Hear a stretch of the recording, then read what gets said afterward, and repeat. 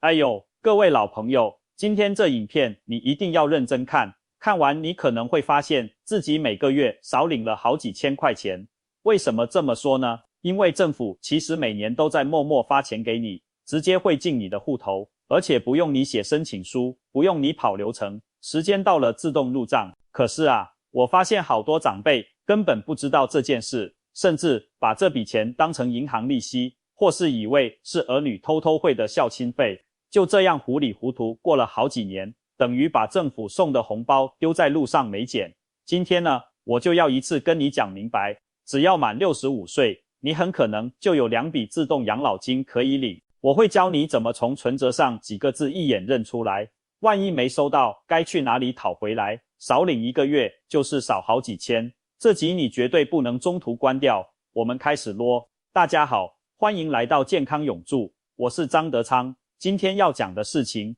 是真真实实关系到我们长辈口袋里的钱，非常重要。我常常听到邻居阿公阿嬷在问，德昌啊，听说政府有在发钱，我怎么都没有？不然就是说去乡公所问，服务人员讲一堆，听不懂，表格又复杂，钱退就算了，结果这一算了不得，可能好几万的福利就这样白白放水流，多可惜啊！所以今天我就用最白话、最简单的方式，把这2笔最容易被人忽略，但是金额又不少的自动入账福利一次讲清楚。首先，第一笔钱叫做国民年金老年年金，这名字听起来有点官方，对不对？没关系，你只要记住国保2个字就好。很多朋友年轻的时候，可能因为没有固定在公司上班，或者是家庭主妇、自由业，那时候政府就把我们纳进国民年金保险，简称国保。当时很多人觉得，哎呦，又要缴钱，好像是强迫的，甚至忘了缴还会产生滞纳金，心里很不痛快。但是啊，等到我们满65岁，这笔当年觉得有点烦的保险，它的好处就出来了。只要你曾经缴过国民年金的保费，哪怕只缴过1年、2年，你都有资格领这笔老年年金。最棒的是，它完全不用申请，劳保局会自动计算，时间一到就会钱给你。就像一个默默关心你的老朋友，定期给你生活支持。那你要怎么知道这笔钱有没有进账呢？方法超级简单，现在就请你起身，去找出你的存折，最好是邮局或是土地银行、合库这类公股银行的存折，然后去补折机刷一下，刷完之后，你仔细看每个月月底的记录，大概是最后2个工作日，你会看到有一笔钱进来，在摘要或备注那一栏，通常会写着国民年金4个字，或是劳保局核发、国保老年给付之类的。如果你看到了，恭喜你，这笔每个月几千块的钱，就是国家给你的养老金。很多人真的以为那是定存利息，或是孩子汇的零用钱，完全不知道自己正在领政府的福利，一领就好几年，从来没好好感谢过这笔稳定的收入。这里我要特别强调一个超级重要的观念，如果你年轻时国民年金的保费没有缴齐，中间断断续续，甚至欠缴很多年，你现在还能领吗？答案是可以，而且非常划算。国民年金有一个很有人情味的规定，叫做10年补缴期，意思是你可以把最近10年内的欠费一次性补齐，只要你把这笔钱补上了，你马上就能开始领老年年金。更聪明的是，国保的计算公式有2种，一种叫 A4， 一种叫 B4。 A4 有一个基本保障额度，算出来的钱比较多，只要你没有欠费，或是把欠费都补齐了，你就可以用 A4 来计算，每个月领的更多。你想想，补缴的费用可能领个2-3年就全部回本了，之后领的都是多赚的，这简直是稳赚不赔的投资啊！所以，如果你或你家里的长辈收到国民年金的缴款单，千万不要再直接丢垃圾桶了，拿去便利商店缴掉，或是打去劳保局问问能不能分期，这笔投资绝对值得。接下来我们讲第2笔钱，这笔钱的金额通常比国民年金还要多，那就是专门照顾我们辛苦一辈子农民朋友的老农津贴。只要你年满65岁，而且参加农保的年资累计满15年以上，你就有资格领取。这笔钱也一样，原则上不用你跑农会申请，政府会自动处理发放。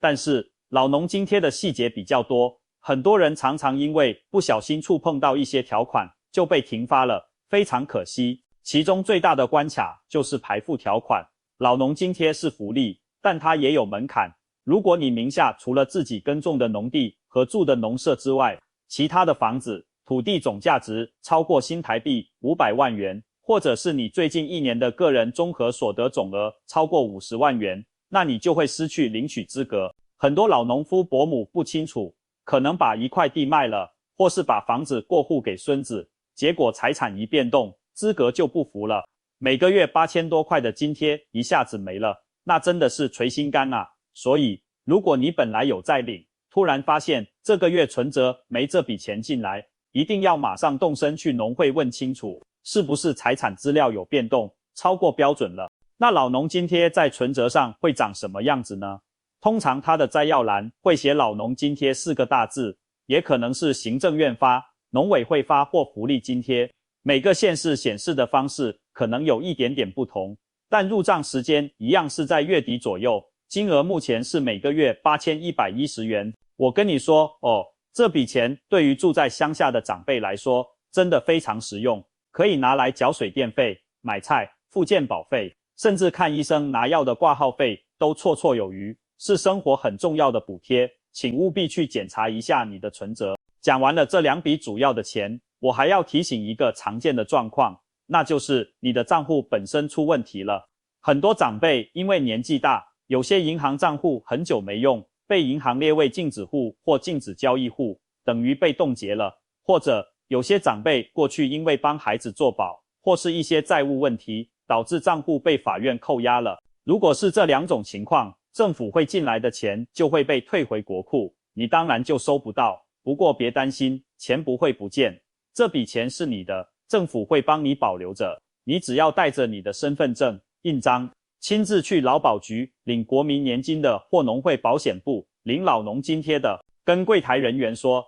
小姐不好意思，我原本的账户不能用了，我想申请改汇到其他正常的账户，或是我想申请用支票领取，把简单的手续办好。之前那些被退回的钱，政府会开一张大支票，一次补发给你，让你一次领回来，心里更踏实。说到这里，真的很想跟大家分享一个心态，很多长辈很怕去公家机关，觉得他们脸很臭，要抽号码牌等很久，表格看不懂，很丢脸，所以就算怀疑自己少领钱，也不敢去问，宁可问隔壁邻居，结果邻居也是半懂不懂，给错资讯，最后吃亏的还是自己。其实现在的政府机关服务已经改善很多了，特别是对我们65岁以上的长辈，像劳保局的办事处、各地的农会大多有志工帮忙引导，服务人员也比较有耐心。你只要记住，带上你的身份证、健保卡、第2证件和印章，本人去一趟，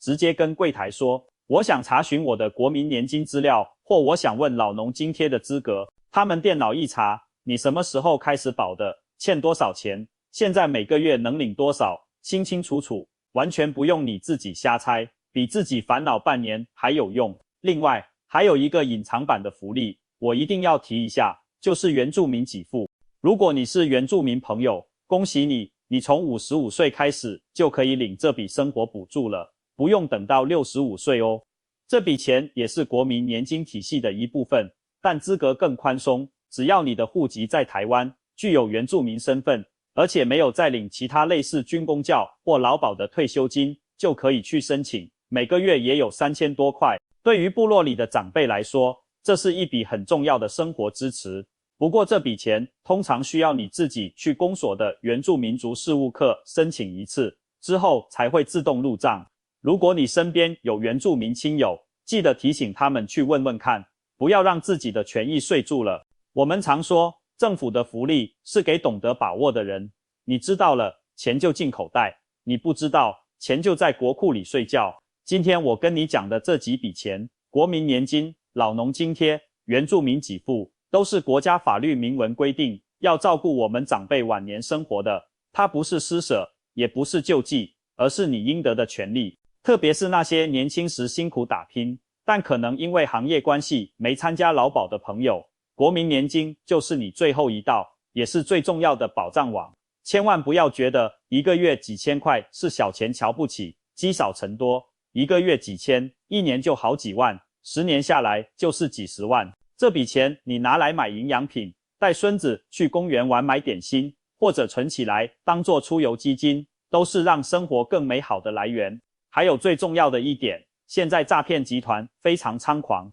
他们专门锁定我们长辈，知道你关心这些补助金，就会打电话或传简讯给你，说你的国民年金欠费，要冻结了，或你的老农津贴有问题，需要重新认证，然后叫你去 ATM 操作，或是点简讯连结填资料。各位好朋友，你千万要记住，真的政府机关绝对不会叫你去 ATM 做任何操作，也不会传简讯要你点连结填个资，那100%是诈骗。如果你真的担心自己的福利有问题，不要相信电话那头的人，请你直接打电话到劳保局官方专线号码，你自己查查，或是亲自走一趟农会、公所，当面问清楚，保护好自己的老本，比什么都重要。好了，影片最后，我做了3个小小的功课，供大家总结。第一，今天看完影片，马上去找出你所有的存折，特别是那个很久没动的邮局存折，去补折机刷一刷，仔细看看有没有国民年金、老农津贴、行政院发这些关键字。第二，如果你刷了存折，发现都没有，但你自己算一算年龄和资格，像是缴过国保、当过农民，觉得自己应该要有的，那就别再犹豫了。明天早上就带着证件印章，去一趟劳保局办事处或农会保险部，开口问一句，你的权益可能就回来了。第三，如果你身边有亲戚、朋友、老邻居，年纪也到了，但整天迷迷糊糊，好像搞不清楚这些事情，请你当个好人，把这支影片分享给他看，或者直接告诉他，政府有自动汇钱给你，去刷存折看看。做好事不一定要捐大钱，帮老朋友找回他们应得的福利，就是最大的功德。健康永驻这个频道，就是希望用我们长辈听得懂的语言，帮大家看紧老本，安稳过日子。我们不讲复杂难懂的大道理，只讲对你我实际有帮助的钱货。如果你觉得我今天讲的内容对你有帮助，请你在影片下方帮我按个赞，也订阅我们健康永驻的频道，顺便把旁边的小铃铛打开，这样下次政府有什么新的补助政策、福利变动，我一有消息就能立刻拍影片通知你，你才不会错过任何该拿的好康。我是张德昌，在健康永驻，祝福大家身体健康，老本满满，我们下次见。